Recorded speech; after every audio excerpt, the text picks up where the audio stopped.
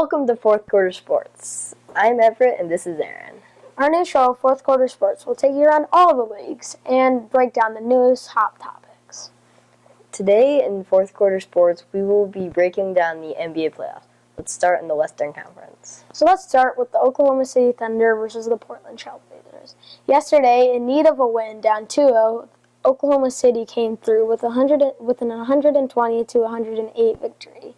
Russell Westbrook had an enormous fourth quarter after Damian Lillard lit up the third quarter with 25 points. What do you think about that? I think the Thunder did a really good job locking Damian Lillard down in the fourth quarter because they failed in the third quarter, whereas in the fourth, they prevented the drive and made him shoot contested shots, which got him in a cold spot. Well, I think Damian Lillard is an excellent player, multiple-time All-Star. But one thing that needs to happen if the Thunder are going to win this series, Paul George needs to start heating up. Yeah, I think he's scored the ball well, but he hasn't had that big of an impact like he did earlier in the season where he was in the contest for MVP. Whereas now, he's still scoring, just not on the same consistent level that he was before. Well, you look at the backcourt of Portland, and Damian Lillard and C.J. McCollum going into that game combined, they were averaging something crazy, like 58 points combined. Yeah. I mean, that's really, really special. But then when you have a guy like Russell Westbrook, who in the open court is just probably the best player in the NBA, you have to have a guy that can shoot the three like Paul George, but he didn't step up in games 1 and 2 shooting the three. Yeah, I also think that Portland might have been able to take the game in Game 3 had Jusuf Nurkic not gotten hurt, because they would have had just the presence of him there. That brings an extra body and focuses on something different than Damian Lillard and C.J. McCollum. Instead, with Enes Kanter, they can focus more on Damian Lillard and C.J. McCollum with the three ball. Well, I think Enes Kanter is going to be huge, but in the other side of the West, you have Denver and San Antonio, and guys like Derek White stepping up for San Antonio. What do you think about Jokic? I mean, he's been cold so far. Yeah, I think because being the leader of his team, I think he definitely has to step up in the playoffs, especially being the 2 seed and having a phenomenal regular season. In the playoffs, I think he has to keep that same mentality, because I think now he's nervous because he hasn't really been that top seed in the playoffs before. I mean, this is a young player. I don't think the Nuggets have to worry because they have a good future ahead of them, but it would definitely be disappointing to lose to the San Antonio team. While the Spurs are just a great team, I think that talent-wise, definitely Denver has the edge. I think that LaMarcus Aldridge is a great player, but I think Jokic is the better player between those two. That's just my opinion, and I think Jokic has to step up.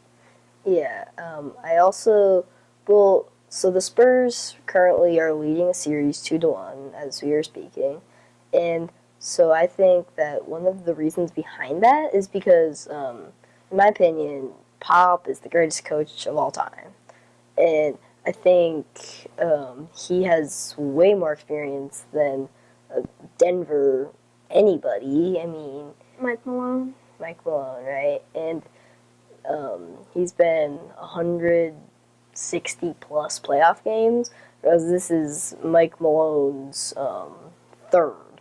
So I think that the Spurs can actually get out of the series because of experience, and even though DeMar DeRozan hasn't really gone far, he still is a really good player, and I think he can lead his team to a victory. Well, he's an absolute assassin in the mid-range, and he he's just dynamic. And you think about the trade and the connection he had with Kyle Lowry in Toronto, and now you see what Kawhi Leonard is doing. But now let's take it to Kawhi Leonard series and what the Raptors are doing. I mean, in Game 3, Pascal Siakam just lit it up. He's the native from Cameroon. He's a long wing, and he had 30 points. Yeah, that's outstanding, especially for how young he is. He has developed so much, and I think he's a potential future star in the league. Well, you look at the young generation, and so much of these young players are so long and lean. And Pascal Siakam, in particular, he's just so long and athletic that he can beat you off the bounce. Now he's a great shooter, and you look at his improvement; it's just wonderful. I mean, he has my vote for most improved player of the year. Yeah, and he's not quite on Giannis's level yet, but he's still a lot younger. He came in the league a couple years after Giannis, so he hasn't had that time to develop. But I think in a couple years, if he gets his own team, I think he can be a force to reckon with. Kawhi Leonard was cold, as he has been so far this series. He had a monster Game 2 after being cold in Game 1. He had another dry spell in Game 3, but let's take it to another native of Cameroon series, Joel Embiid. Today, he started for the Philadelphia 76ers. He was listed as doubtful yesterday and on Thursday. And he sat out in that monstrous Game 3 win, in which Ben Simmons had 31 points, 9 assists. I mean, and you look at what that team did, Tobias Harris, J.J. Redick, you look at what that team did without Embiid on the floor. Yeah, I think the Sixers have done an amazing job without their star player to develop as a team, because if they didn't, I mean, if nobody was stepping up, I think they would have an absolutely horrible game. But without their star player and then stepping up, I think it was a really good job by them, because the Nets are a really good team. Well, the Sixers today, they captured the stranglehold with the victory in Game 4, and you look at how close that game was. Final score was 112 to 108, and Joel Embiid was dominant, and he was really looking like a clutch player there in the end. He got them a bucket when they needed it to. There was a choke by Jared Allen in those last minutes, and turnovers were the things that killed the Nets late. I think another player that was stepped up huge in the clutch for their team was Kyrie Irving and Jason Tatum in the Celtics-Pacers series, because every game they have stepped up for their team when it's mattered the most.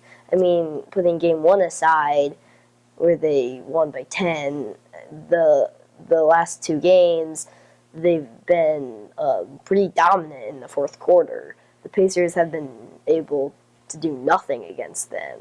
Like, in Game 2, they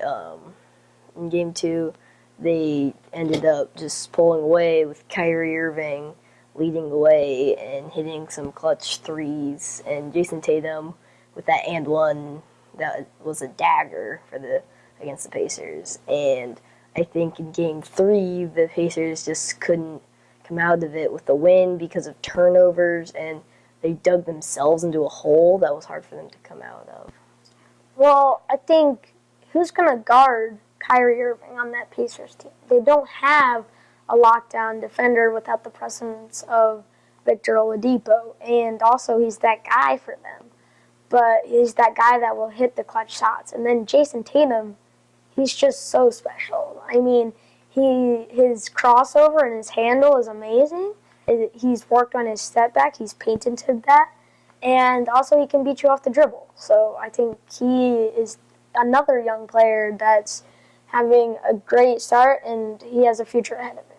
Yeah, speaking of young players, we can go back to Giannis leading his team to a really good series so far against Detroit. They've blown them out of the waters every single game.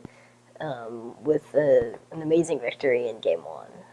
Well, I think Giannis Antetokounmpo, you know, he's so physical, and he's just a special player. He's a special human, really. Like his body type is, I mean, there's a lot of that body type in the NBA. We talked about Ben Simmons and Pascal Siakam, but not that strong, not that mature in the muscle. And he's another player that's a jump shot away from being one of the best players there ever was. And he's close to developing his jump shot, and he just needs to, if he can get a little bit better on it, then I think he'll be, like, by far the face of the league. So we broke down 5 playoff series today, and we'll see what happens. All these teams are great teams. They've all gotten it done, and there's some special things to come, I can tell. Yeah, playoff is going to be one of the best, in my opinion. I mean, you got the Bucks, you got the Raptors, and then the Golden State Warriors, of course. Yeah. And then, I mean, the Nuggets are the 2 seed there. They're down, as we talked about. But this is going to be a special year. Yeah, so that wraps up Fourth Quarter Sports, the first edition. I hope you guys enjoyed. Thank you.